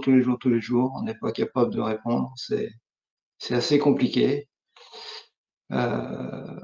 Des gens des quatre coins de la France, comme s'il n'y avait plus de scierie pour fournir le monde de la charpente. Enfin, je ne sais pas ce qui se passe. Très, très compliqué. Voilà. En termes de points importants au niveau de la filière, bien évidemment, ça vient d'être représenté au niveau de la forêt, hein, avec les climats et tout ça. Donc, risque certainement à long terme de changer nos façons de travailler et de vendre du bois pour l'utilisation dans la construction. Les ETF, si nous, en Syrie, on a de plus en plus de mal à trouver du personnel et qui plus est du personnel qualifié, je pense qu'au niveau de l'exploitation forestière, enfin des ETF, c'est compliqué aussi. Donc, c'est peut-être de mettre un peu plus en valeur ces gens-là. Voilà, moi, c'est les points qui me paraissent importants à l'avenir. La gestion de la forêt, les ETF et la formation au niveau des jeunes, au niveau de l'attirance du métier de la filière bois, qui plus est la scierie. Je connais peu de jeunes qui se lèvent le matin, qui vont dire bah, tiens, je vais faire scieur. Donc, Je pense qu'il y a un travail important, ce qui est fait d'ailleurs avec FIBO, hein, puisque en tant que président, je sais qu'on reçoit des écoles, on fait partie au niveau du salon information métier pour présenter notre profession, mais on a du mal à attirer la jeunesse dans ce métier avec une image vieillotte, je pense. Alors nous professionnels, on est certainement un peu coupables, mais il faut qu'on fasse un travail important à ce niveau-là. Voilà. Concernant la scierie Poncin, ben, normalement, il y a une succession qui se met en place avec des enfants. Donc, en espérant que ça dure le plus longtemps possible. Voilà, je crois que si je vais présenter à peu près la scierie, s'il y a des questions à poser. Philippe, moi je voudrais rebondir là sur ce que tu as dit. Il y a eu toute une période où effectivement la scierie, il y a le nombre de scieries globalement en France, il a diminué, hein, il n'a cessé de diminuer au cours des années, Oui. des décennies passées. On est plutôt sur un milieu qui a tendance à se concentrer, des scieries de plus en plus grandes. Oui, Voilà. tout à Est-ce fait. que Depuis pas mal d'années, on savait que la France, on perdait à peu près 100 scieries par an. Hein. Une scierie tous les 3 jours se fermait. Alors, fermait souvent de leur belle mort. Les dirigeants arrivaient à la retraite et donc il n'y avait pas de succession, de continuité. Et effectivement, les scieries se concentrent. Les grosses scieries sont de plus en plus grosses et de plus en plus performantes. Et il reste de moins en moins de petites scieries de services comme les nôtres qui sont en voie de disparition, quoi. C'est vrai que ce sont des investissements très lourds. Alors, quand il faut faire ces investissements-là sur des entreprises de petite taille, c'est souvent très compliqué. Alors, on a recours au matériel d'occasion qui est plus ou moins fiable. Mais je pense, c'est une des difficultés de notre profession, c'est que nous sommes des entreprises très capitalistiques avec des investissements très très lourds pour des petites structures, quoi. Alors, fait peut-être aussi encourageant. Alors, je l'ai dit tout à l'heure par rapport aux entrepreneurs de travaux forestiers, où effectivement, on note quand même des installations plus nombreuses dernièrement et des jeunes qui rentrent dans le métier. Au niveau des scieries, nous, on observe aussi au niveau départemental des porteurs de projets qui veulent aujourd'hui créer des scieries, ce qui n'arrivait pas dans les années précédentes. Donc, on a plutôt des personnes qui veulent créer des petites unités de sciage, un peu donc à contre-pied effectivement de ce phénomène de concentration qu'on observe depuis longtemps. Donc des petites unités qui veulent travailler sur des marchés de niche et plutôt en local. Voilà, pour essayer pas de créer ce nouveau maillon parce qu'il existe encore, mais de le consolider, ce maillon de la petite série de services et de proximité. Voilà, on a rien que sur le département de l'Ain, alors c'est pour l'instant au stade de projet, mais on a 4 voire 5 projets de ce type-là au cours des 18 derniers mois. Je pense que la situation actuelle, enfin, que l'on vit depuis, on va dire, depuis 1 an et demi, alors, il y a l'effet Covid ou l'effet je sais trop quoi, mais nous, on a tellement de clients qui habituellement étaient servis dans des délais très courts, puisque ce qui dit série de service dit réactivité, proximité, réactivité. Mais aujourd'hui, on ne sait plus le faire. Et je pense qu'il y a des gens qui se disent, ben, on va monter une série, enfin une série de services pour pouvoir pallier à cette difficulté.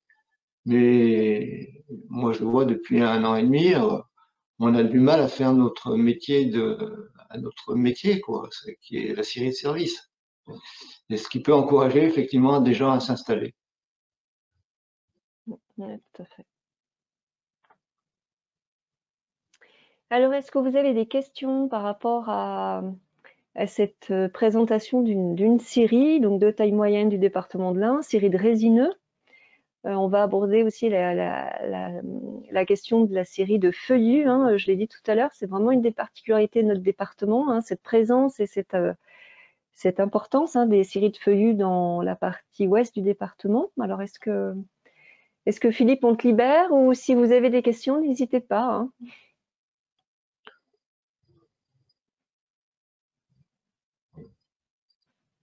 On va passer à l'intervention d'Annie Pépin. Oui, bonjour à tous. Merci beaucoup, Philippe. Bonjour. C'est avec plaisir. Donc voilà, Annie Pépin, je suis co-gérante d'une scierie de feuillus située à Saint-Dizier-le-Bouchoux. Donc c'est mon mari, Hervé Pépin, qui a créé cette scierie en 1987. Nous transformons environ 8000 mètres cubes de grumes de chêne rouges, de frênes et de divers, alors hêtres, érables, etc. Donc le chêne représente environ 70%, 25% de chêne rouge et le reste 5% de frênes et le reste de divers. Nous achetons ces grumes à 100 km à la ronde pour environ 70% de ces 8000 mètres cubes. 18% nous achetons auprès d'exploitants forestiers, 4% à l'ONF et 8% à des coopératives et experts forestiers. Nous passons énormément de temps pour chercher ce volume de bois. Pour nous, c'est de plus en plus compliqué d'avoir notre approvisionnement, étant donné qu'il y a une grosse demande sur le chêne et qu'il y a également beaucoup d'exports de grumes vers la Chine et d'autres pays. Alors, ces bois, nous les transformons, alors ce sont des termes techniques, hein, mais en plots, plots dépareillés, avivés, traverses paysagères, charpentes. Et nous revendons ces produits exclusivement à des professionnels. Alors, ce sont des négociants, des industriels fabricants de cercueils, de parquets, de menuiseries intérieures et extérieures, des tonneliers, des artisans menuisiers, charpentiers, agenceurs, des paysagistes et également nous revendons à d'autres scieries. Nous vendons à 95% sur la France, donc autour de 40% région Rhône-Alpes, 40% Bourgogne-Franche-Comté et le reste dans les autres régions françaises, et 5% dans les pays limitrophes, Italie, Espagne. Voilà. Notre scierie est sur 1,6 hectare. Donc nous avons un atelier de sciage et 2 hangars de stockage, 2 cellules de séchage, donc des séchoirs traditionnels, et puis une aire de stockage de grumes sous arrosage où nous pouvons stocker 1000 mètres cubes de grumes. Alors, pour nous, c'est très important d'avoir cette aire de stockage sous arrosage parce que ça nous permet d'acheter des chênes au printemps, enfin automne et printemps, et de les garder sous eau. Ça permet de conserver la qualité des bois. Ainsi, ils ne se gercent pas, ils ne se colorent pas et ils ne sont pas attaqués par les insectes. En 92, nous avons installé une centrale photovoltaïque sur les toitures des hangars de stockage et de la scierie, donc sur une surface de 1800 mètres carrés. Et par contre, nous revendons l'électricité, nous ne la consommons pas. Alors, c'est bien d'avoir installé cette centrale photovoltaïque, mais il y a 2 ans, nous avions un projet d'investissement, donc doubler notre atelier de sciage et installer des machines neuves, notamment une déligneuse parce que la nôtre est obsolète. Mais nous avons été confrontés à des problèmes d'assurance. Il est très difficile actuellement d'assurer une scierie, mais c'est encore plus compliqué d'assurer une scierie avec des panneaux photovoltaïques. Alors, étant donné que nous sommes comme les les scieries de résineux. Nous avons énormément d'activités depuis 2 ans. Nous sommes obligés nous ne pouvons répondre à toutes les demandes de nos clients.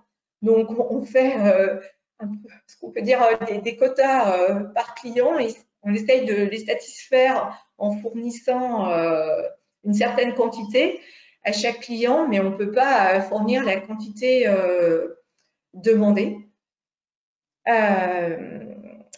Donc, comme les scieries Poncin, nous avons également notre fils qui souhaite continuer notre scierie. Il a suivi une formation bois. Et donc, par rapport à cette demande, on voit bien que le bois a le vent en poupe, nous avons le projet de reconstruire une scierie neuve. Donc là, nous avons acheté, nous sommes en train d'acheter un terrain de 2 hectares où nous souhaitons reconstruire un atelier de sciage de 2200 mètres carrés. Voilà, c'est un projet qui nous prend du temps, qui est lourd à mener parce que nous allons devenir une scierie, une installation classée pour l'environnement soumise à enregistrement. Et donc, il va falloir que nous répondions à des normes d'un point de vue incendie, d'un point de vue environnemental. Je ne peux pas arriver à dire environnemental. Voilà, mais nous espérons mener ce projet à bien. Parce que nous pensons vraiment avoir la demande. Voilà, je me suis un peu emmêlée les pinceaux dans ce que je voulais dire. Nous avons, ça je ne l'ai pas dit, nous avons 8 salariés, donc plus 2 gérants. Nous avons une équipe, donc c'est une scierie familiale. Nous avons une équipe qui est vraiment soudée et très motivée. Par contre, la difficulté, comme les autres scieries, c'est de recruter, trouver du personnel. Enfin, nous recherchons pas forcément du personnel formé, parce que nous allons former nous-mêmes notre personnel, mais c'est difficile de trouver des personnes qui ont envie simplement de travailler. Voilà, nous sommes confrontés à ça. Voilà, donc ma vision autrement de la filière, enfin de l'avenir, je pense que la difficulté, ce sera surtout par rapport à la forêt. Parce qu'on est quand même inquiet par rapport à l'état sanitaire des forêts avec les sécheresses et les canicules. Donc les frênes sont malades, les hêtres dépérissent et puis les chênes souffrent quand même de ces sécheresses et de ces canicules. Ils ont tendance à sécher. On est inquiet par rapport à l'évolution du climat parce que l'enjeu de demain, c'est savoir que replanter, quelles essences vont pouvoir pousser dans le climat de demain. En Bresse, nous sommes confrontés à une forêt qui est très morcelée, avec des propriétaires qui sont âgés et dont les descendants ne sont pas forcément intéressés par la forêt. Donc, comment faire pour regrouper les parcelles et pour intéresser les propriétaires à mener une sylviculture dynamique. Et puis, ces derniers temps, en Bresse, nous avons été confrontés à des exploitants peu scrupuleux qui ont fait le forcing auprès de propriétaires âgés pour acheter des bois à des prix dérisoires. Donc, ils ont vraiment malmené la forêt brestane en coupant tous les bois d'avenir dans certaines parcelles et en ne respectant pas les sols. Donc, Fibois a mené une action auprès des mairies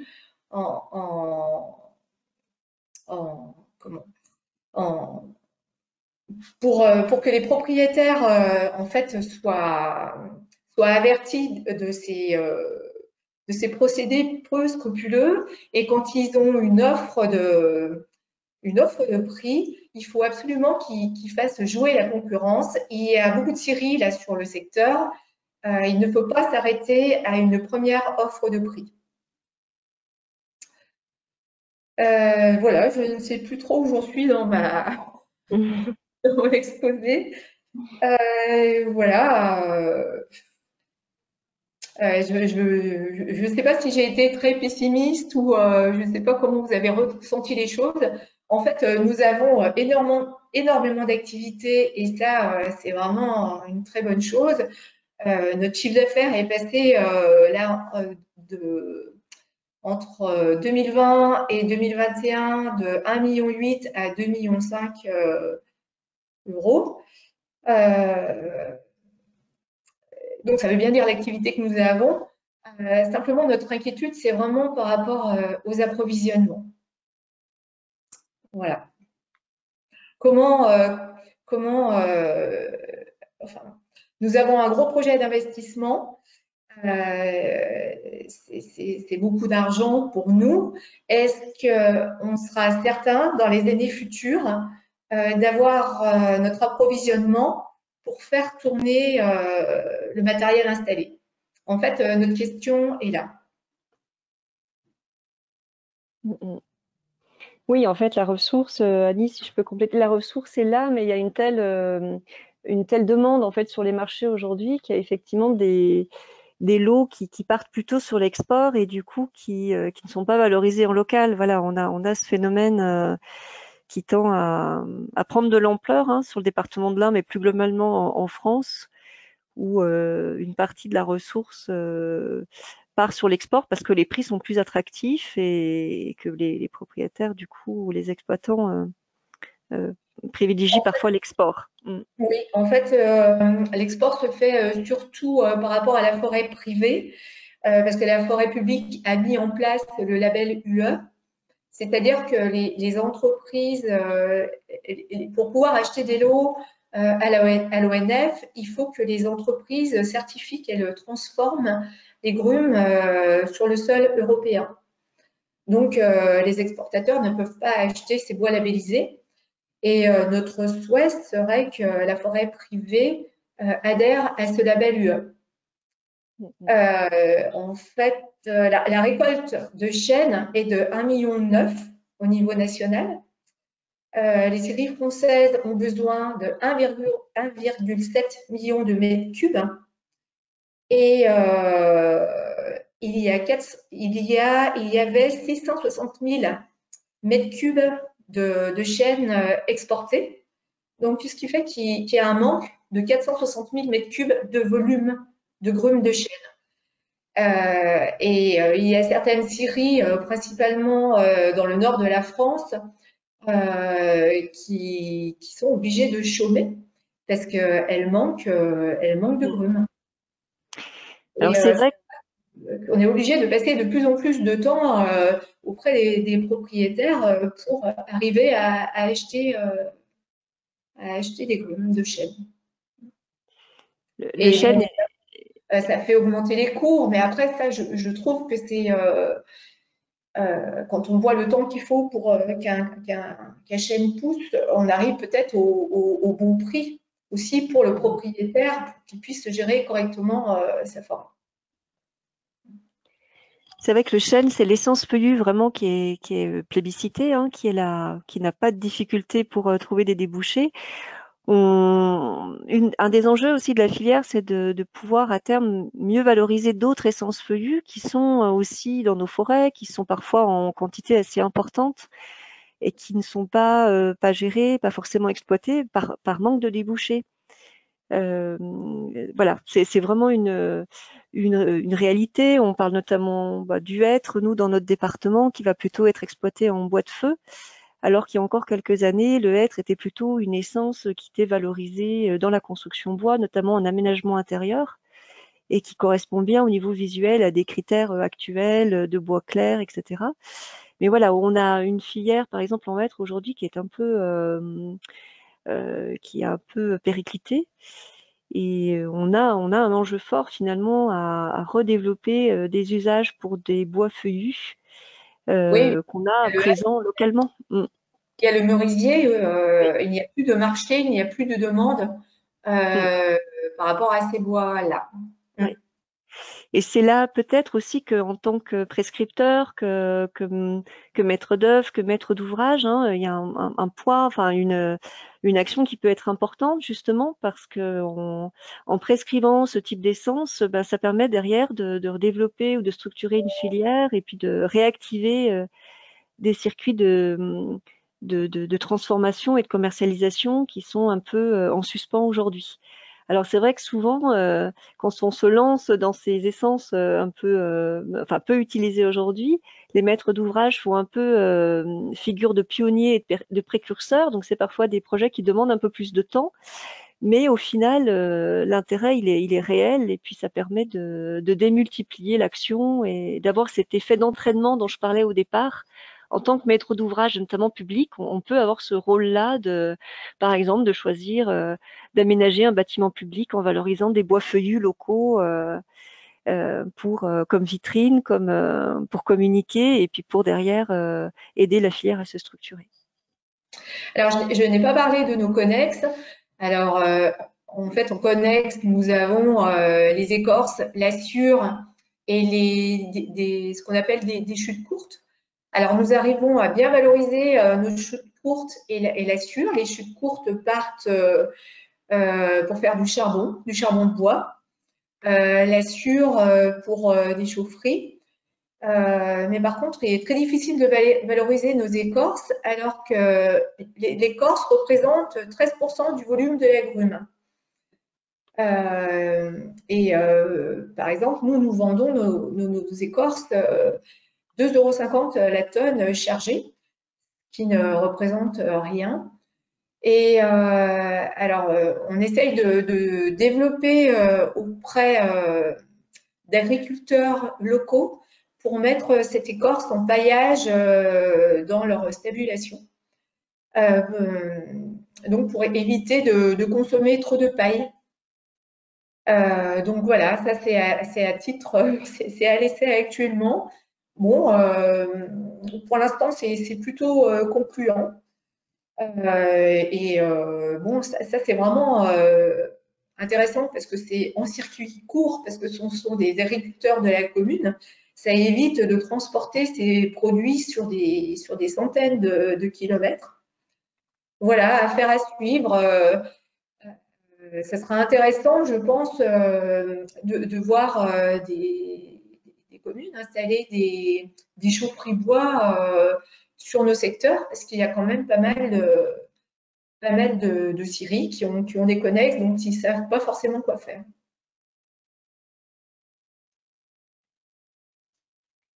Voilà.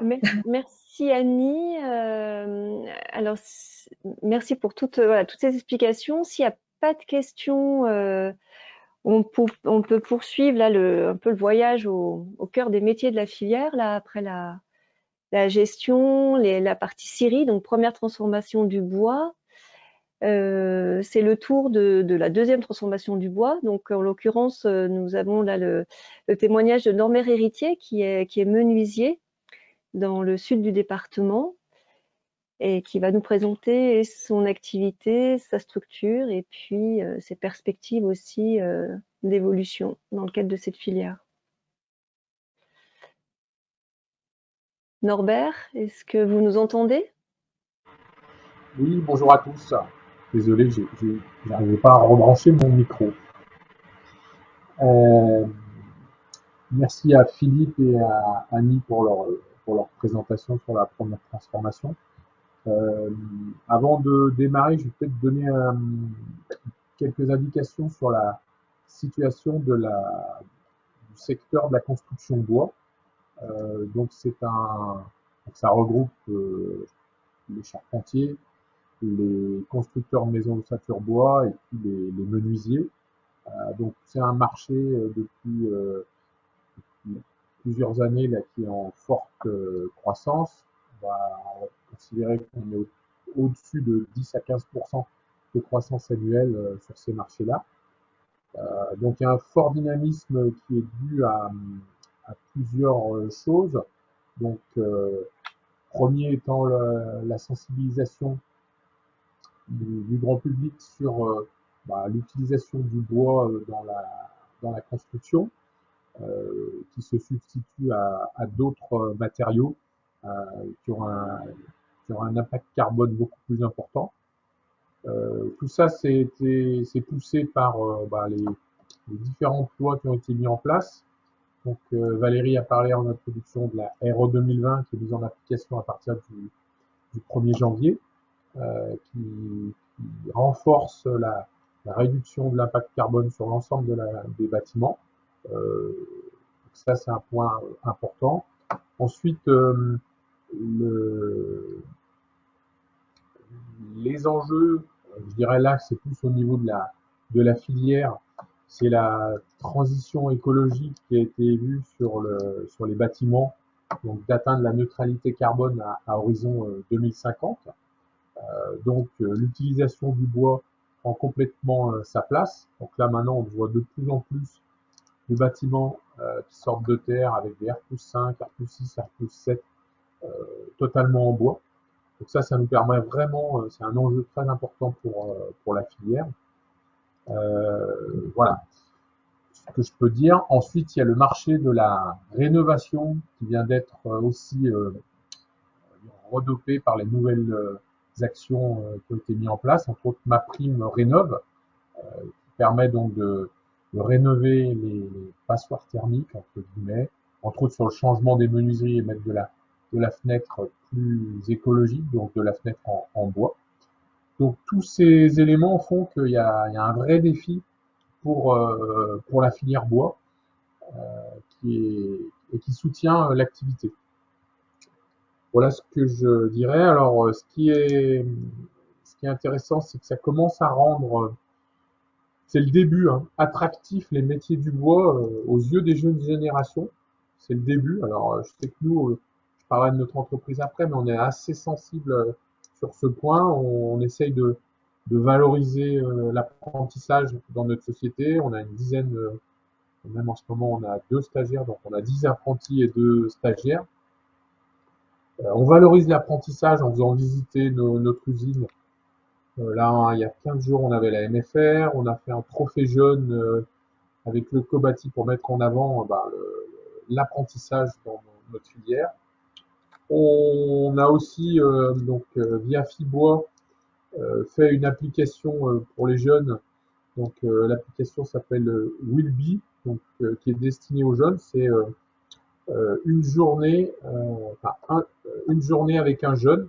Donc on a une de nos personnes qui s'est filmée pendant une semaine et elle a expliqué son travail au quotidien sur toute la semaine. Et donc le jeune va le jeune qui est en train de chercher sa voie peut aller sur cette application Willby et demande je voudrais être boucher, je voudrais être menuisier, je voudrais être scieur. Et donc il a une présentation d'une semaine d'un jeune dans une entreprise. Voilà, donc il y a des vrais enjeux pour notre filière, c'est de donner encore plus goût à la filière. Je pense qu'il y a Nicolas tout à l'heure qui a fait un exposé intéressant sur des métiers qui avaient disparu et qui arrivent. Donc on travaille sur l'attractivité de notre filière et c'est un peu le rôle de Fibois, ce qui a été présenté au départ par Valérie. Voilà. Si je dois parler maintenant un petit peu des menuiseries filières, donc nous on est fabricant de menuiseries en bois et bois aluminium. je vois qu'il y a une présentation. Donc, on transforme environ 800 à 850 mètres cubes de bois. Donc, on part de ce qu'on appelle, nous, un produit déjà transformé après la scierie, qui est le carrellet, et qui nous sert à fabriquer nos menuiseries. On fabrique environ une cinquantaine de menuiseries par jour dans les différentes essences, et on est capable de faire l'ensemble des formes, même les plus invraisemblables, de menuiserie. On a un brevet sur les menuiseries de grande dimension, donc ça nous permet vraiment de répondre à l'ensemble des besoins. Et tous les gens qui ont besoin de valorisation d'un patrimoine, on sait faire des portes de grange, on sait faire des caveaux, enfin tout type que ce soit en anse de panier, en plein cintre, tout type de forme complexe. Dans notre positionnement, notre métier avait été beaucoup décrié par nos concurrents sur le PVC et l'aluminium, en disant que le bois, il fallait entretenir les menuiseries. Aujourd'hui, on livre des produits finis. 95% des produits qui sortent de notre atelier sont finis avec de la finition, soit de la lasure ou de la peinture, et sont garantis. Donc, ce qui avait été évoqué, ce que disaient nos concurrents, c'est totalement, je dirais, obsolète maintenant. Voilà ce que je peux dire sur nos fabrications. On est un peu plus de 50 personnes en menuiserie Philibert. Notre distribution, donc on travaille uniquement en B2B. Nos clients sont principalement donc des menuisiers qui vont faire la pose des menuiseries, des entreprises générales du bâtiment, les charpentiers, les constructeurs de maisons ou toitures bois, et ensuite je rajouterai tout ce qui est les réseaux de poseurs qui posent de la menuiserie. Voilà, on travaille à peu près sur toute la France et un petit peu à l'international. Et récemment, là, on a développé une nouvelle gamme de portes en bois, donc avec différentes essences. Je dirais des portes un peu plus contemporaines. On sait faire des portes traditionnelles et des portes contemporaines. Et c'est un marché qui est en développement de façon assez importante. Tout à l'heure, je parlais de 10% de façon globale. Là, nous, on est plus sur une tendance à 20%, de vouloir mettre des produits. Donc, nous, on a des portes qui sont biosourcées, avec du chanvre à l'intérieur. Et on a même signé le pacte biosourcé. Voilà.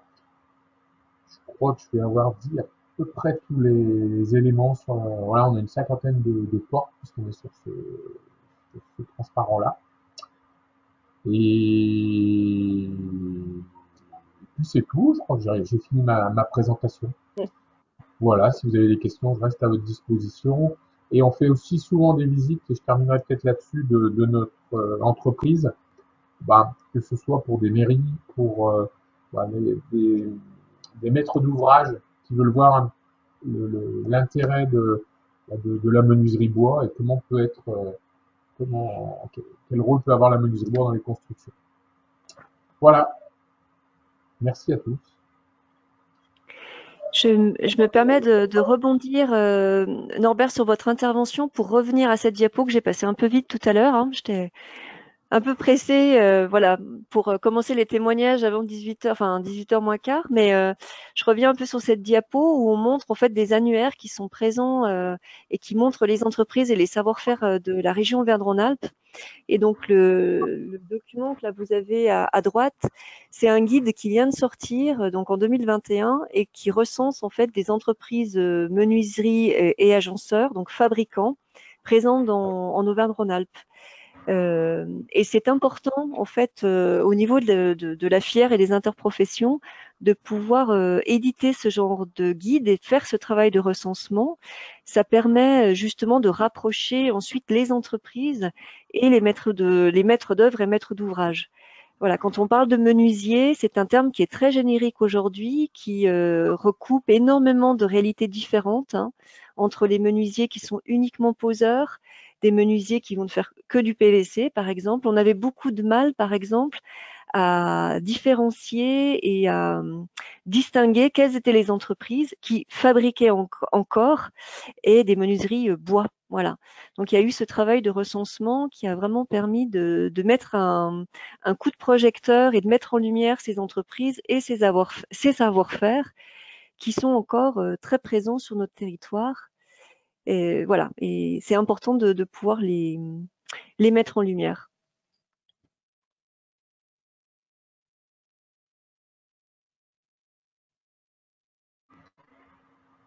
Et on peut rajouter qu'il y a l'annuaire des menuisiers du département de l'Ain aussi.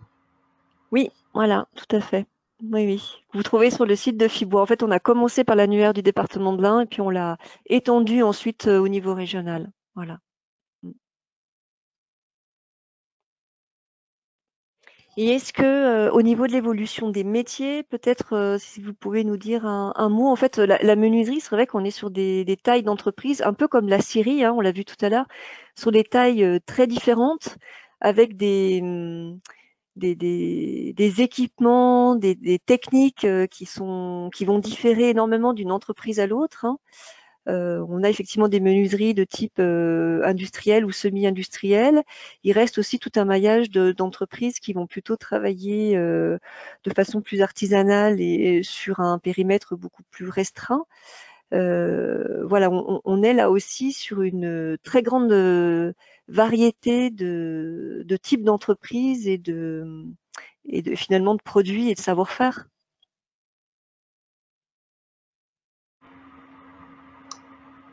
Oui, Valérie, c'est à moi que vous posez la question, en fait. Oui, c'est à vous que je pose la question. Voilà, vous êtes Oui, en finalement. effet. Alors, ça dépend Allez-y. vraiment des métiers. Si on parle d'abord de l'agencement, par exemple, on a souvent peut-être des plus petites structures parce qu'elles travaillent beaucoup en proximité. Voilà. Après, il y a des structures plus importantes d'agencement qui là exportent leur savoir-faire, voire même à l'étranger. Donc là, il y a des plus grosses structures. Donc c'est vraiment variable. Si on prend sur la menuiserie, donc là, la fabrication de fenêtres et de portes. Là, par contre, c'est un métier qui est assez capitalistique. On a besoin d'équipements industriels assez conséquents. Donc, pour fabriquer, et puis ça demande aussi d'avoir des PV pour labelliser les fenêtres. Donc, on ne peut pas faire juste quelques menuiseries. Voilà, donc là, on a souvent des entreprises d'une taille un petit peu plus importante. Et puis, après, sur les menuisiers poseurs, en général, c'est plutôt des entreprises de taille moyenne qui rayonnent sur à chaque commune de moyenne importante, on trouve forcément au moins un ou plusieurs menuisiers. Voilà. Mm.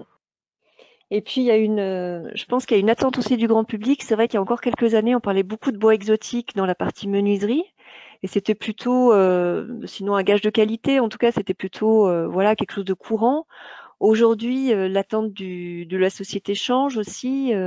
Le bois exotique est bien moins perçu et on va avoir des consommateurs qui vont plutôt privilégier des essences locales et des entreprises, du coup, également, qui se tournent vers des essences plus locales et qui, voilà, la part de bois exotique, en tout cas dans certaines entreprises, a tendance à diminuer.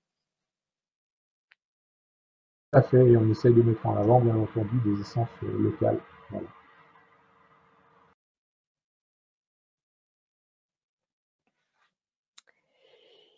Merci beaucoup, Norbert. Eh bien, merci à tous. Hein. Je vais devoir l'écouter. Merci Valérie pour l'organisation de cette réunion. Merci à vous. Et puis, bah, si on peut, alors je regarde. À moins qu'il y ait des questions, je peux répondre. Hein. Oui, oui, tout à fait. S'il y a des questions, on est dans le timing. On n'a pas pris de retard. On est allé assez vite sur la partie présentation générale, donc n'hésitez pas si vous avez des questions ou des commentaires, hein. Et sinon, moi je passe la parole à Aurélie Jarin du département de l'Ain. pour nous présenter en fait la démarche d'assises départementales de la filière forêt-bois. Alors, je ne sais pas si Aurélie nous entend. Je suis là, bonsoir à tout le monde. Tu es là, très bien. Je vais remettre les caméras en plein écran. Bah, je te laisse la parole, Aurélie. Ok, ça marche. Donc le département de l'Ain, peut-être pour replacer un petit peu dans l'historique, mais mène depuis un petit peu plus de 10 ans maintenant une politique forêt-bois à travers du livre blanc que Valérie, tu as présenté tout à l'heure. Donc c'est un budget quand même de 530 000 € par an qui est dédié à la filière forêt-bois, soit sous forme de subvention, soit sous forme d'accompagnement aussi à la structuration de cette filière. Et puis c'est vrai que par rapport, et je vais reprendre un petit peu les échanges qui ont été dits dans les témoignages précédents de Nicolas, Norbert, Annie et Philippe, c'est que le président a été saisi par les collectivités, par les entreprises de certains éléments de contexte liés soit au changement climatique et à la crise sanitaire, alors plutôt la crise sanitaire des forêts, comme Nicolas Dezecach l'a évoqué, et puis voilà, les différents contextes qui ont été évoqués aussi par les scieurs tout à l'heure. Et c'est vrai qu'ils ont voulu marquer, enfin le président et le département, voilà, et les élus ont voulu marquer un engagement fort dans le cadre du renouvellement de leur mandat en soutien à la filière forêt et bois. Et c'est ainsi qu'en fait, voilà, dès l'automne, ils ont souhaité mettre en place donc l'acte 1 des assises qui a permis déjà dans un premier temps de dresser un état des lieux de la situation sanitaire, dresser les premières problématiques et quelques prémices de propositions.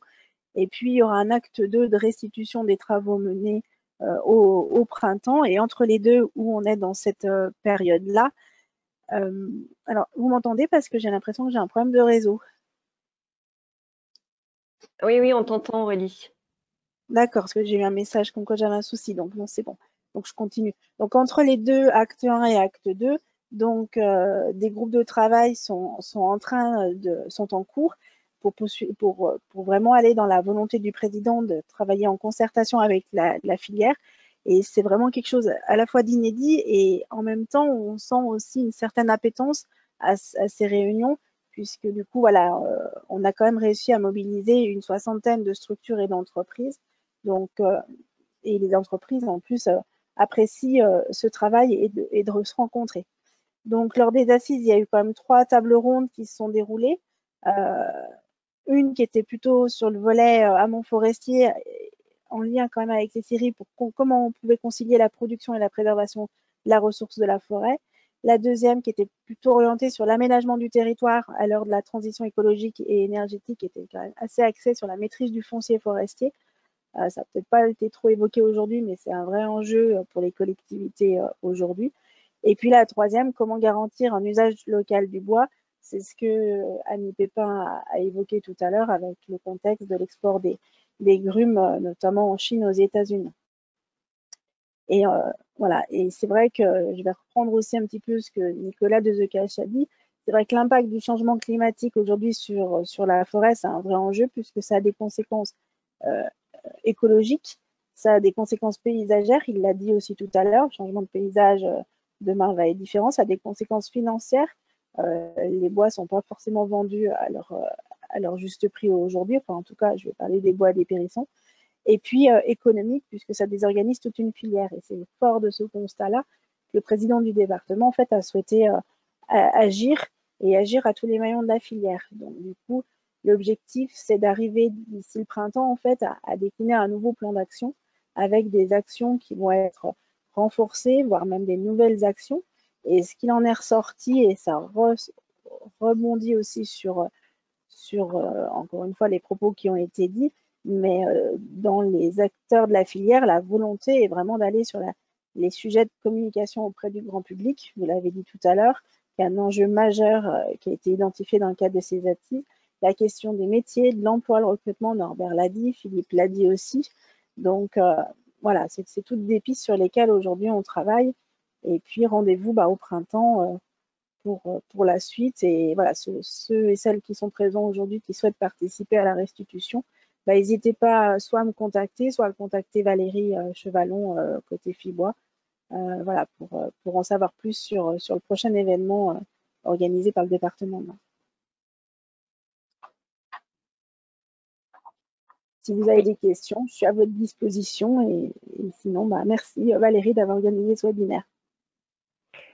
Merci Aurélie, voilà, d'avoir présenté cette démarche en cours là, sur les assises départementales qui sont dans le prolongement du livre blanc, comme tu l'as dit, et qui permettent une vraie concertation entre tous les acteurs de la filière. C'est intéressant, puis qui permet aussi cette interface entre acteurs de la filière, professionnels et puis les collectivités locales.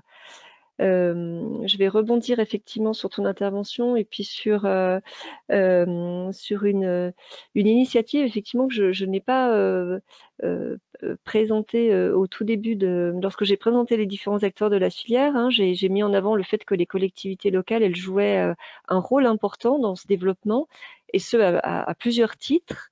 Voilà, elles sont propriétaires de forêts, elles sont maîtres d'ouvrage aussi, puis elles interviennent également dans le financement, dans le soutien de la filière. Et il y a une action, une initiative qu'on n'a pas nommée et qui rentre vraiment, qui prend toute son ampleur aujourd'hui dans le cadre des dépérissements croissants que connaissent la forêt et qu'on a largement abordé au cours de ce webinaire. Il existe 2 fonds locaux de reboisement dans le département de l'Ain, un sur la partie budget et un sur la partie plaine. Et donc, ce sont des dispositifs financiers qui permettent aux propriétaires forestiers privés et publics de financer une partie des frais d'amélioration de leur peuplement forestier. Et ces dispositifs financiers sont abondés par des collectivités territoriales, donc le département, et des intercommunalités, et le groupement des scieurs. Voilà, donc on a déjà dans le département, et c'est aussi une spécificité du département qui, je trouve qu'il était dommage de ne pas la citer. On a une spécificité avec des dispositifs très locaux, très territoriaux, qui depuis 10 ans ont montré toute leur efficacité pour améliorer les peuplements forestiers en place, et des dispositifs qui aujourd'hui sont d'autant plus nécessaires et essentiels que l'on voit bien que parce qu'on voit bien que la forêt effectivement subit des dépérissements croissants, et qu'il va être vraiment incontournable d'investir, de reboiser, d'essayer de nouvelles essences. Donc, il va falloir vraiment investir dans cette forêt qui est notre ressource et la base de toutes nos activités. Et voilà. Et en ça, dans ces dispositifs-là, les collectivités jouent tout leur rôle et montrent voilà, que la collaboration entre pouvoir public et structures professionnelles fonctionne bien.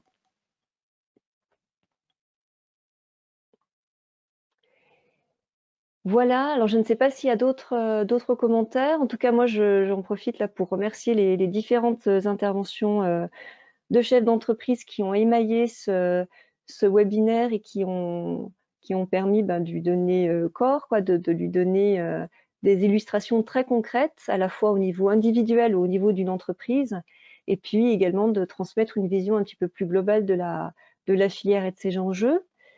Je vous enverrai en fait à tous le support de Diaporama, ainsi que les différents liens qui ont été mis en ligne tout au long du webinaire sur le chat. Je vais y arriver, voilà les dates. Donc n'hésitez pas à vous inscrire ou à transmettre l'information. On approfondira dans ces prochains webinaires des thèmes donc plus précis. Donc bois énergie, bois construction et gestion forestière. Voilà, mais écoutez, je vous remercie tous, participants et intervenants. Et puis, je reste à votre disposition pour des questions complémentaires suite au webinaire.